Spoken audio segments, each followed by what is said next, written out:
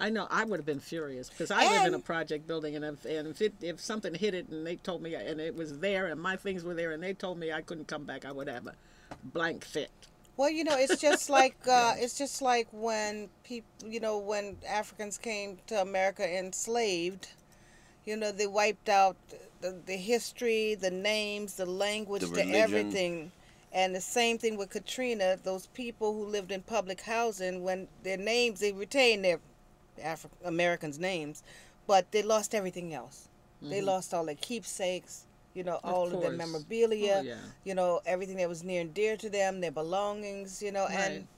And I'm happy that my husband, we were able to save our family photos, because you know what, if we wouldn't have been able to save our family photos, I would never be the same person again in life. I would, that's all I have I of feel my you. mother and Oh, her I know family the and all of Yeah. that. feeling. You I That can't was go I just, back. understand it. You know, when you take a picture of your child at 3 years old, you can't go back and take another picture of it because they, Oh, I know you know, they're that's right. 20, they're 25 years old now. Sentimental. You Yeah. know, yeah. so, Let's talk a little bit about the organizations that have been on the ground trying to take care of business, like Common Ground, People's Hurricane Relief, and any others that you can think of. Would you talk about the work that's been done?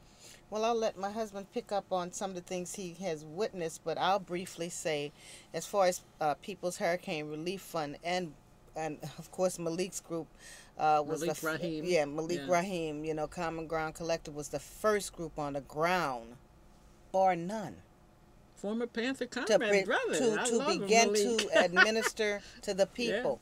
So, but I want to say about People's Hurricane Relief Fund, I was very proud that they did this United Nations tribunal, and even though the substance was getting stories on the record, and we haven't seen a lot to come out of it, the fact is that they let the world know what we went through.